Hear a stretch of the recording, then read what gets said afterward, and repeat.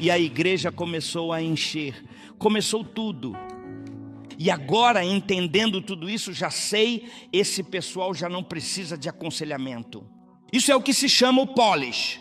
O dali. Não, precisamos de uma libertação. E eu comecei, e nós começamos a ministrar. E Deus começou a me revelar o que é o ministério de libertação e sua importância. Porque precisamos dele na igreja hoje. E esse foi o ministério com o qual Cristo começou. Então, se Cristo, você não viu Jesus Cristo dando aconselhamento, você viu Cristo publicamente realizando libertações. Publicamente. Então, com isso em mente, quero que nós vamos falar sobre o que é de fato o ministério da libertação e como ele opera em detalhes. O que é isso? Mas eu já sei. Um momento. Deus está sempre nos ensinando, Deus está sempre nos dizendo para... Não, eu não disse que é aconselhamento. E eu faço o aconselhamento?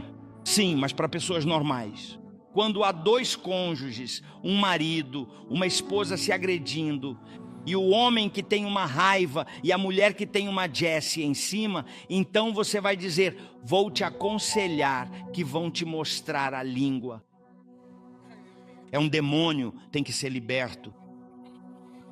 O ministério da libertação consiste em expulsar, desalojar, lançar fora, tirar à força demônios, espíritos malignos de pessoas, de lugares e de coisas materiais. É nisso que realmente consiste, em expulsar com força. Quando vejo um líder meu orando por alguém que está verdadeiramente demonizado, não apenas possuído, mas sim profundamente demonizado, influenciado por um demônio, e o trata como se fosse, como a delicada pétala de uma rosa. Você vai sair, por favor? É uma cobra, uma criatura perigosa. E eu pego na mão dele e digo, fora! Tire o espírito de opressão da mente dele, diga com autoridade, fora! Não o trate como se fosse um amigo, é uma cobra. Esse espírito maligno quer te destruir. Esse ato de expulsar, onde você vê isso nos ministérios hoje? Não existe. Por quê?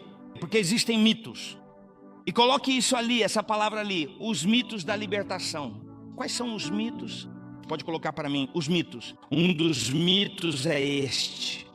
Eu não posso fazer libertação por isso, porque os demônios vão pular em mim. Os mitos. Os crentes não podem ter demônios. Não, o crente pode ter o que quiser. E você pode ser influenciado como crente, não possuído, porque o Espírito de Deus é o seu dono. Mas sim influenciado na sua mente. E a questão é, quando você se tornou cristão, por que continuou lutando com ressentimento? Por que continuou lutando com depressão? Se você é cristão, você fala em línguas. E por que continua com os mesmos problemas? Pelo mesmo motivo, porque há um espírito invisível com o qual lidamos todos os dias. Os mitos. O segundo mito, os demônios podem pular para nós. Esse é outro mito. E o mito é este, não, se eu expulsar, ele vai pular para mim. Pergunta, se você não tem um relacionamento com Cristo, se você não conhece a Cristo e você expulsou um demônio, ele vai pular para você. Mas se você é cristão e está vivendo uma vida correta diante de Deus, você tem autoridade sobre os demônios, você pode ordenar a esses demônios, digam amém a essa palavra, eles não vão pular para você, porque esse é outro mito. O terceiro mito é a ignorância, e a ignorância sobre os demônios. Não, porque onde se fala de libertação, se exalta o diabo. Pelo contrário, quando você vê um confronto, quando você vê uma pessoa sendo liberta, isso é um confronto de reinos. E no final, quando a pessoa é liberta, mostra que o reino de Deus é mais poderoso do que o reino das trevas. Vocês podem dar uma salva de palmas mais forte? Então há uma ignorância no povo. Não porque eu não posso tocar nisso, porque não me atrevo. Não, você é cristão, e se é cristão, tem um relacionamento com Deus, você tem o nome de Jesus. A terceira coisa, o medo do diabo e de seus demônios. Há pessoas que têm medo do diabo. A profetisa Glenda me contou 3 vezes, o próprio diabo veio visitá-la. E da última vez que veio disse, você sempre destrói meus planos. E ela diz, Como é que o diabo tem realmente medo de uma velhinha magra e fraca? Porque é uma mulher que conhece sua autoridade em Cristo. Então, o síndrome de Beelzebu é realmente outro mito. Qual é o síndrome de Beelzebu? Diziam a Jesus: você expulsa demônios pelo espírito de Beelzebu, que é o príncipe das moscas. Você expulsa demônios, mas, disse Cristo, o demônio não está dividido. O diabo não expulsa demônios. A única razão, se um demônio sai de você, se você não é cristão e pede ao diabo que faça algo por você, ele vai tirar um, mas vai colocar 7. Há uma senhora vizinha que pediu para trazerem o filho dela de Cuba e trouxeram o filho. Mas quando o filho chegou, 1 ano depois, o filho morreu. Ou seja, o diabo cobra de você, ele te dá, mas ele cobra. Então, o príncipe de Beelzebu é acreditar, atribuir ao diabo coisas que o Espírito de Deus faz. Cuidado com dizer que a libertação é feita por demônios. A libertação é feita pelo dedo do Espírito Santo, pelo Espírito Santo e pelo nome de Jesus Cristo. O povo diz amém? Então vamos voltar novamente para onde estávamos. Então a libertação é a expulsão de demônios. E há 3 níveis dessa guerra que enfrentamos todos os dias. Aqui não há trégua. Estávamos conversando com a profetisa Saraí. Ela dizia: olha, mas isso não para. Mas é que não para, é uma guerra. O primeiro é no ar. No ar tem a ver com espíritos que estão no ar, demônios, espíritos malignos que estão sobre o ar e estão influenciando ou pressionando as pessoas. E como você sabe qual espírito está ali? Pela maneira como vivem, como pensam, como vivem sua conduta. Gente, se você vai para Hollywood, todo mundo se divorcia. Você vai para algum lugar. E aqui em Miami, você vê que em Miami há uma influência. O homem forte de Miami, um espírito de feitiçaria fortíssimo. Então você vê as pessoas buscando o misticismo, buscando coisas, procurando o leitor de sorte. Como se diz isso? O adivinho. Para o adivinho, para que ele diga o futuro. Buscando bruxaria, santeria, feitiçaria. Então, e há muitos cristãos que ainda estão buscando ativamente e lendo constantemente o horóscopo. Isso é muito ruim, isso é um pecado. Então, a guerra no ar, a segunda guerra é na mente, de fato. Ai, meu Deus. Essa guerra na mente é verdadeiramente feroz. Todos os dias você se levanta e os pensamentos simplesmente vêm constantemente. E que tipo de pensamento? Os espíritos demoníacos atormentam e estão designados para atormentar o povo de Deus, o povo fiel de Deus, o povo escolhido de Deus. E há 3 espíritos que são os que mais atormentam. Primeiro, o medo. A Bíblia diz que aquele que teme carrega consigo o tormento, porque no tormento o diabo faz você ver coisas que não existem. O diabo faz você se ver com um câncer. O diabo te envia imaginações. Ele coloca coisas na sua mente que simplesmente não existem. O medo é a projeção da imagem de Deus completamente distorcida. Você vê seus filhos sofrendo um acidente, vê seus filhos nas drogas, vê seus filhos doentes. Assim é o medo, e é realmente um grande tormento, porque o medo não se realiza até que você acredite nele. Mas eu tenho muito medo de perder tudo o que tenho. Se você acreditar, vai perder tudo, porque aquilo que você teme, isso acontece com você. Hoje você tem que se levantar e dizer: eu rejeito completamente todo e qualquer espírito de medo. Levante-se, faça isso. Faça, porque o medo é um tormento. Que grande tormento, que terrível tormento, meu bom Deus, que aflição, e é uma guerra. Você se levanta de manhã e as notícias e as imagens, seu filho chega tarde e ainda não chegou, e o tormento. E você foi ao médico e o médico te diz: veja uma mancha, e o tormento, isso é câncer. E diz: você vai ficar sozinho, seu marido vai ficar sozinho, etc.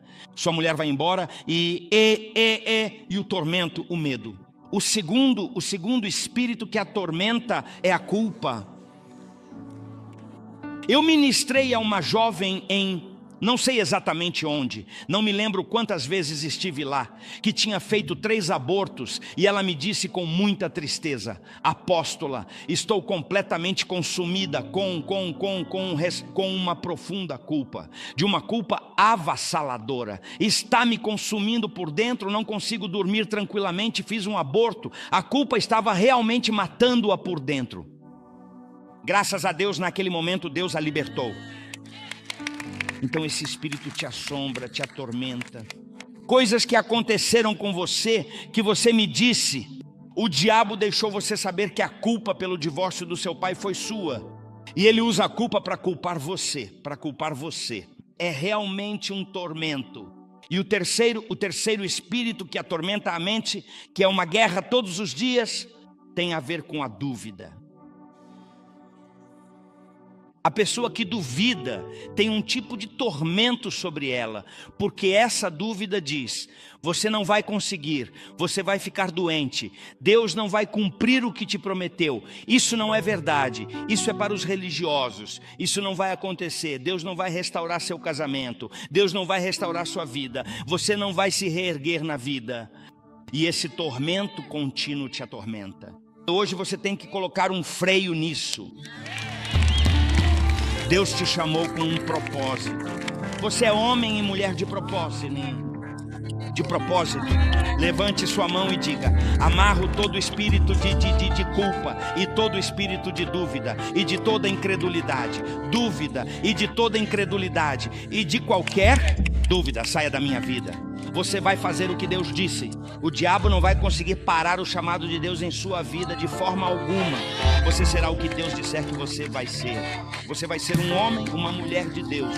Não duvide da sua identidade. Você é um homem, você é uma mulher, e o diabo te chamou para que você seja muito mais. Não, Deus te chamou para que você seja mais. O diabo não quer. Toque quem está ao seu lado e diga: amém, irmão. Sente-se aí. Então esses espíritos atormentam. Há uma guerra. Você levanta a mão de manhã e a notícia...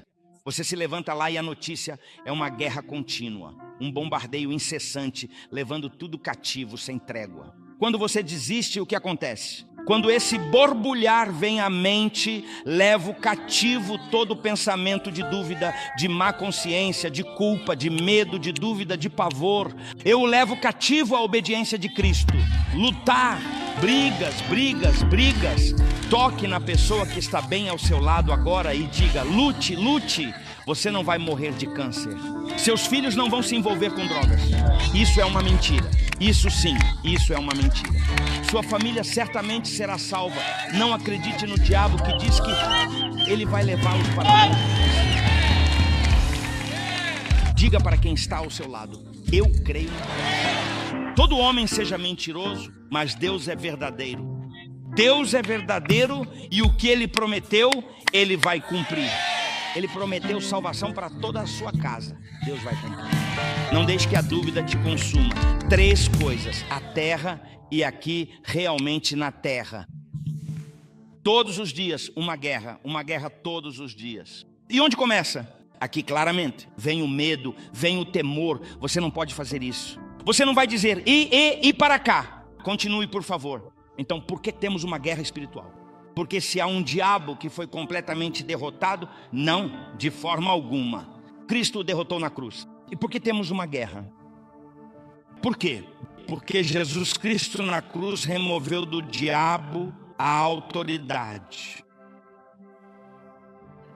Mas não removeu o poder, porque os dons são irrevogáveis. E Deus, antes de Lúcifer ser Lúcifer, o diabo o criou e lhe deu poder, mas sim a autoridade. Precisamos da autoridade para usar o poder. Então o diabo perdeu o que precisava. Cristo tirou dele o que ele precisava para usar o poder. Então disse: tiro-lhe a autoridade, removeu, destronou tudo. Qual é o status do diabo? Está derrotado, destronado, destruído, está vencido. Esse é o fato. Cristo o derrotou, o destruiu. Agora isso é importante. Agora o diabo, assim como Adão recebeu a autoridade, e autoridade significa direito legal de usar o poder. Ou seja, se alguém utiliza a minha autoridade, a minha permissão e o meu poder sem a minha expressa autorização, isso é, de fato, um ato de feitiçaria. Porque a autoridade, o poder e a influência sem o devido consentimento, sem uma autoridade legitimamente delegada, isso é precisamente o que se define e se chama de feitiçaria, uma usurpação indevida de poder. Existem 3 níveis de feitiçaria. Eu vou entrar nisso agora. Existem 3 níveis de feitiçaria na Bíblia. Primeiro, e não digo isso porque pratiquei, mas porque está na Bíblia. O primeiro, 3 aspectos do poder do diabo que o poder possui. Então ele está procurando indivíduos que lhe deem autoridade em suas vidas para que ele faça o que quiser. A sua desobediência dá autoridade ao diabo. A sua obediência tira a autoridade do diabo. Anda em desobediência e você lhe dá autoridade para que ele use o poder para te curar, para te libertar, para fazer coisas contra você. Então o poder não pode ser usado sem que haja uma autoridade. Adão entregou isso a ele quando pecou. E Cristo veio e com sua morte o destruiu e tirou-lhe a autoridade. Toda a autoridade me foi dada no céu e na terra. E agora ele disse: e eu dou essa autoridade a você. Você pode expulsar demônios, eu lhe dou essa autoridade. Oh, aleluia. Diga à pessoa ao seu lado: amém, irmão. Então ele tem essa autoridade e agora o diabo está olhando e diz: ok, vamos ver como você me dá autoridade em suas finanças. Você não dizima, não oferta. Então aqui eu uso o meu poder para destruí-lo. Então os 3 níveis desse poder que o diabo tem, que Deus não tirou dele, o que Deus tirou foi a autoridade. Então por que ainda temos que lutar contra um diabo derrotado? Deus diz: sujeitai-vos a Deus, resisti ao diabo e ele fugirá. Não ignorem maquinações. E ele sempre nos adverte porque há uma luta.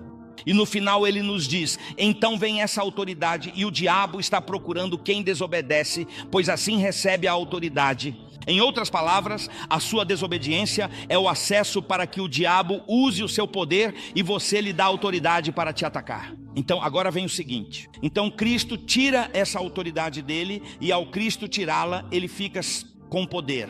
E esse poder é Esse poder do diabo tem, na verdade, 3 níveis distintos. Primeiro, tem o nível da feitiçaria. Esse é um poder demoníaco, satânico, que é o que usam os pais de santo, os feiticeiros. Não, mas é que dizem que é magia branca. Não existe magia negra, magia branca. Esse é um poder satânico. E a feitiçaria se define assim: feitiçaria satânica é a tentativa. É a tentativa, ouça, é a tentativa. Tire de mim ainda, por favor, não coloque em mim. É a tentativa de poder, de querer controlar muito outras pessoas e fazer o que nós realmente queremos. Não pelo Espírito Santo, mas sim pelo espírito demoníaco, um espírito maligno. Vou repetir: a feitiçaria é a tentativa do ser humano de controlar outros e fazer com que eles façam o que nós queremos, mas não pelo Espírito Santo, e sim por um espírito demoníaco. Essa é a primeira, a feitiçaria. Mas alguém diz: sim, mas isso é lá com os santeros, lá de Cuba, do Haiti. Não. Também há de fato feitiçaria presente na igreja. Alguém diga amém, por favor. A feitiçaria na igreja. Como é que nós vemos a feitiçaria? O pastor, por exemplo, querendo fazer com que as suas ovelhas façam aquilo que ele realmente quer. Uma coisa é eu ensinar a você o que Deus quer que você faça, ensinar a palavra, mas não o que eu quero, para controlar as pessoas, para dominar as pessoas. Nas ameaças, se você sair da minha igreja, você morrerá. Aí vem o controle, queremos que eles façam o que queremos. A tentativa de controlar, isto é, está em todo ser humano o desejo de manipular, de controlar. E na igreja existe um poder satânico lá fora. Na igreja há orações muito emocionantes, tocantes e profundas.